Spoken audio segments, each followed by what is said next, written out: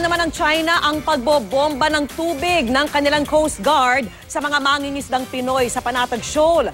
Ginagawa lang daw ng kanilang mga tauhan ang tungkulin sa pagbabantay sa kanila raw teritoryo. Ang ating sandatahang lakas, aminadong walang kagamitan para depensahan ang sarili nating coastline. Nakatutok si Ian Cruz. Bukod sa mga malambon na laki ng gusali, may mga runway para sa malaking eroplano sa mga islang nire-reclaim ng China. Mayroon ding mga pantalan para sa malalaking barko. Pero ang Pilipinas, nanatiling payak ang mga pasilidad sa hawak nating siyam na teritoryo.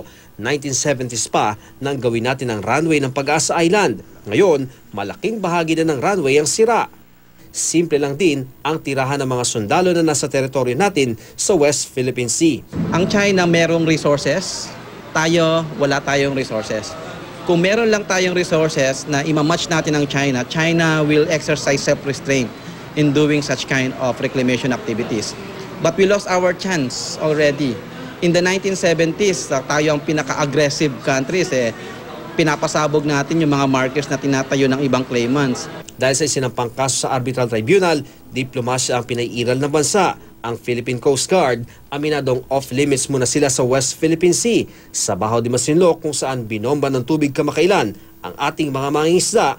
Dati nagde-deploy ng 3 hanggang 4 na floating assets, pero wala na ngayon. Kami naman as agencies, very willing naman kami as long as may directive, pwede naman kami pumunta doon. Aminado ang AFP, wala tayong kagamitan para idepensa ang ating coastline. Kung may mga pag-atake, aktual na pag-atake gamit ang armas sa ating mga sundalo, of course, gagampan natin ang tungkulin at ito ipagtanggol ang sarili at ang ating mga teritoryo. Sa kabila ng pagtataboy ng China, ang mga mangingisda sa Infanta, Pangasinan naghahanda ng pumalaot sa Bahaw de Masinloc. Ang ilan sa kanila sanay na raw makipagpatintero sa Chinese Coast Guard. Pati daw ng mga opisyal ng barangay ang panganib na sinusuong ng mga mangingisda. Kaya pinapagparehistro nila ang mga pumapalaot sa West Philippine Sea.